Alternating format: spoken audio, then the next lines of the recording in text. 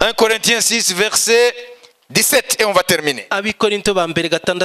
J'aime ce verset et tous les autres. Ariko uwifatanya n'umwami Yesu ababaye umwuka umwe nawe. Amen. Amen. Uwifatanya n'umwami ababaye umwuka umwe nawe. Là on a dit celui qui s'attache à une prostituée devient une même chair avec la prostituée. Et celui qui s'attache au Seigneur devient un même esprit avec le Seigneur. Ça c'est un verset qui renferme une grande révélation. Si l'esprit pouvait t'ouvrir l'intelligence pour le comprendre, il y a la clé d'une vie riche. Celui qui s'attache à une prostituée devient une seule chair avec elle. Et celui qui s'attache au Seigneur parce qu'il est esprit, il devient un même esprit avec le Seigneur. Est-ce que vous comprenez? Celui qui s'attache à une prostituée devient une seule chair avec elle. Parce que c'est la chair. Mais celui qui s'attache au Seigneur, il devient un seul esprit avec le Seigneur. Parce que le Seigneur est esprit. Alors, quelles sont les conséquences d'être un même esprit avec le Seigneur? Ça veut dire nous marchons dans les voies du Seigneur qui sont des voies irrationnelles, joncées du surnaturel.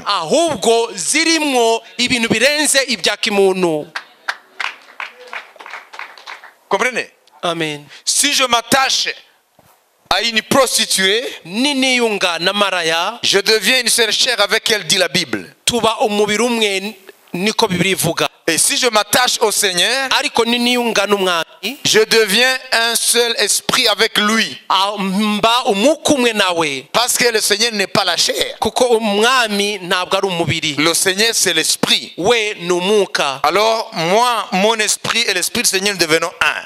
Et quand je marche, je ne suis pas comme celui-là qui n'a pas le Seigneur.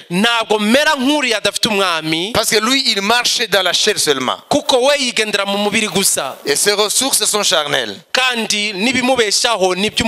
Ses voies sont rationnelles. Mais quand je marche avec le Seigneur, je deviens un seul esprit avec le Seigneur.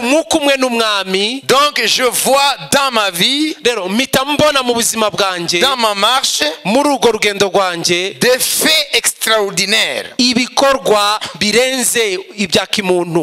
Je vois des actes extraordinaires. Je vois des faits du Seigneur. Je vis des miracles de Dieu. Parce qu'avec le Seigneur, nous marchons sur le chemin du surnaturel. Parce que nous sommes devenus un seul esprit avec lui. Alors, en étant avec le Seigneur un seul esprit, alors les événements font face à l'Éternel lui-même. Vous comprenez? Donc il y a le surnaturel qui intervient dans notre vie. Mais avoir le Seigneur dans sa vie et marcher dans le surnaturel, ça ne vient pas de soi. Ça nécessite d'abord une prise de conscience que le Seigneur avec toi, vous êtes devenu un seul esprit.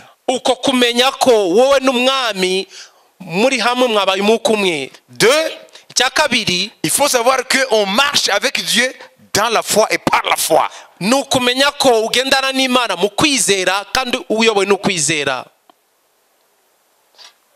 C'est là où tu libères le surnaturel.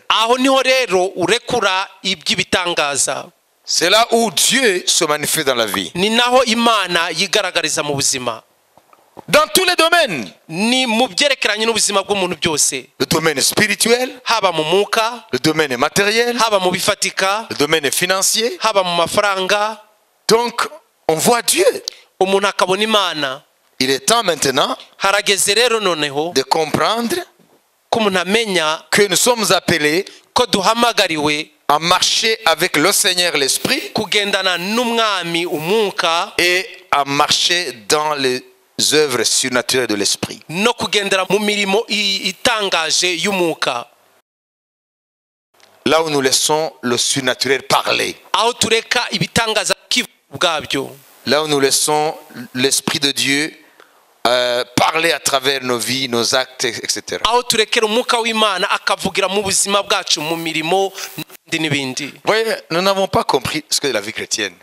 Murabona ntabwo twasobanukiwe icyo ari cyo ubuzima bwa Gikristo. Voilà pourquoi nous ne voyons pas la gloire de Dieu. Ni nayo mpamvu tutabona ubwiza bw'Imana. Parce que nous sommes dans le rationnel. Kuko twebwe twibereye mu bisingirwa n'ubwenge bwa kimuntu. Et Dieu est dans le monde surnaturel. Ariko Imana yo iri hanze y'ibyo. Dieu Kw'Imana ne nous conduit pas dans des choses qui sont de notre taille, ntabwo itujyana mu bintu biri ku kigero cyacu ou à notre niveau, bingana natwe. parce que là, il n'interviendra pas. Kuko aho nta mpamvu y'uko yahaza. Parce que tu as des ressources humaines capables Kuko uba ufite ibya kimuntu de venir au bout kubashisha de ces problèmes. gukemura ibyo bikuri imbere. Mais Dieu nous amène sur un terrain où tout nous dépasse. Ariko Imana yo itwinjiza ku rubuga aho byose biturengeye. Où nous sommes des petits David devant les Goliaths. Aho tuba turi ka Dawidi imbere ya Goliyati. C'est là où le Dieu de David se manifeste. Aho niho Imana ya Dawidi yigaragariza. Goliath tombe. Goliyati akagwa hasi. C'est là où Dieu nous amène. Aho ni Imana itujyana. De prendre une ville dont les habitants sont des vaillants guerriers comme Jéricho. Kwigarurira umugi aho abasirikare bawo ari bihangange nka Yeriko. Et non pas en utilisant le marteau Hatabaye gukoreshwa inyundo pour briser les murs, kugira ngo bamenegura inkike, mais ariko en tournant, muri uko en faisant kuzenguruka le tour muri uko kuzenguruka et en criant à l'honneur de l'Éternel. no kurangurura izina ry'Uwiteka, icyubahiro cy'Uwiteka Au 7e tour, ku muzenguruko wa karindwi, et les murs s'effondrent. za nkike zikariduka. Et là, ce n'est pas l'homme qui a fait fondre les murs. Aho rero ntabwo ari umwana w'umuntu yariduye Parce que les voix ne peuvent pas abattre les murs commis de Jéricho. kuko amajwi y'abantu ntabwo ashobora gukubita hasi inkike za On dit Yeriko. que l'épaisseur des murs de Jéricho Baravuga ko ubugari bw'iriya ziriya nkike za Yeriko était large comme une bande de circulation des autoroutes. byari bigari nk'imihanda migari imodoka zinyuramo. L'épaisseur. Ubugari Ces bw'inkike. murs ne se sont pas effondrés par des marteaux. Izo nkike rero ntabwo zakubiswe hasi n'inyundo. Ils ont fait silencieusement 6 tours. Barazengurutse muri bucece inshuro zitandatu. Et le 7e tour, Ku ya karindwi quand ils l'ont fait, ils ont crié. igihe babikoze baranguruye n'ijwi rirenga, Et les murs se sont effondrés. inkike zirariduka. Et ça aussi, Ibyo nabyo c'est du domaine de l'irrationnel. biri mu bidasingirwa n'ubwenge bwa kimuntu. Ça, c'est pas de la raison. Ibyo ubwenge bwa kimuntu ntibwabisobanukirwa. La raison, il fallait amener des bulldozers. Ubwenge bwo bwari kuzana bya bimashini bimwe biri turi imisozi. Ça veut dire Dieu est dans l'irrationnel. Rero Imana igendera mu bintu nk'ibyo. Voilà pourquoi ces voies ne sont pas faciles pour les hommes. Niyo mpamvu inzira zayo zitoroheje ku bana b'abantu. Qui a compris? Ninde wabisobanukiwe? C'est difficile. Biraruhije. Vous comprenez? Murabyumva? À moins qu'on ait la grâce de se laisser conduire par lui. Bwo kugira ngo twemere kuyoborwa nawe. C'est là où nous pouvons marcher dans les voies du Seigneur. Aho niho dushobora kugendera mu nzira z'umwami. Autrement, on ne peut pas. Bitabaye uko ntitwabishobora. Vous avez compris? Mwabyumvise? Notre vie est pauvre Ubuzima bwacu burakenye cyane sur le plan du surnaturel. kuri urwo rubuga rw'ibitangaza by'Imana. Je vous donne un devoir. Mbahaye umukoro. Que chacun analyse sa vie. Buri umwe wese asuzume ubuzima bwe. Prends ton agenda si tu en as. Ufate aho ujya wandika niba uhafite. Si tu sais écrire, bien sûr. niba uzi kwandika et birumvikana tu passes en revue ta vie noneho ugaruke usubize amaso inyuma mu buzima bwawe depuis que tu es chrétien. kuva igihe wabaye mu Kristo. Je ne dis pas depuis que tu as été baptisé. Ntabwo ndo ndavuga kuva igihe wabatirijwe. Je dis quand tu as dit Seigneur, je me répands. J'ai entendu ta parole, je te reçois dans ma vie comme Seigneur et Sauveur. Pardonne tous mes péchés. Vous savez, le jour où tu as confessé par ta bouche et que tu as cru par ton cœur. Ndavuga umunsi watuye n'akanwa kawe ukizera n'umutima wawe. Après avoir entendu l'évangile. Urangije kumva ubutumwa bwiza. Et que tu as reçu Jésus. Ukakira Yesu. Et que tu as dit maintenant je suis enfant de Dieu. None ukaba uhereye none ndi umwana w'Imana. Depuis ce jour-là. Uhereye uwo munsi. Jusqu'à aujourd'hui. Kugeza k'uyu munsi. Passe en revue. Subiza amaso inyuma cette période urebe icyo gihe cyose et mentionne chaque cas qui reflète l'intervention surnaturelle de Dieu dans ta vie.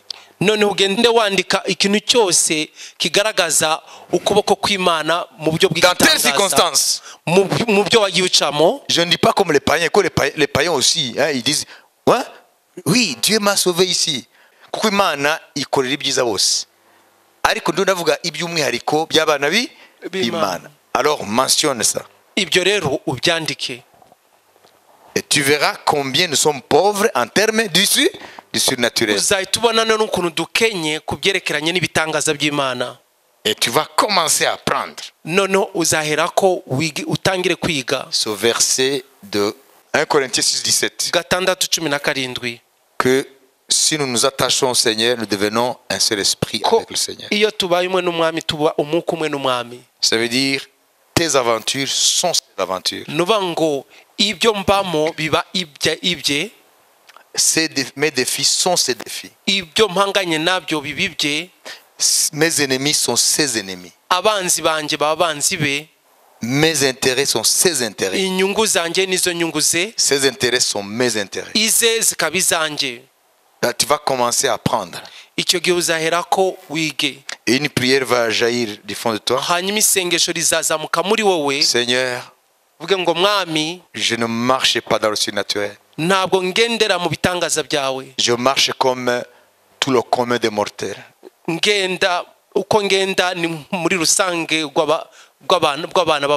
Je n'ai rien de plus par rapport à celui-là qui ne marche pas avec toi. Quand je suis devant des difficultés, les approches que j'utilise sont les mêmes que les approches des gens.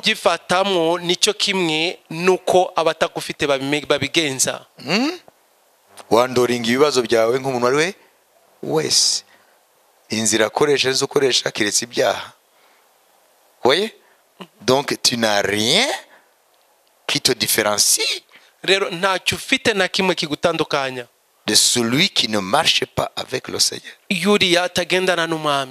Et là tu vas commencer à voir combien Satan nous a menti et nous a privés d'une vie abondante en Christ.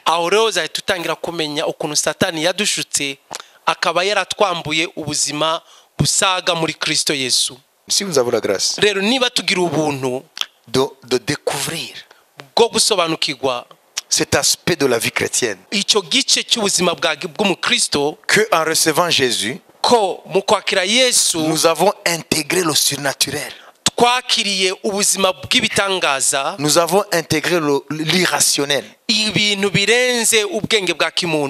nous allons comprendre que nous sommes passés à côté de ce que était notre vocation. Et nous allons commencer à nous plaire, à nous réjouir des situations pleines de beaucoup d'inconnus.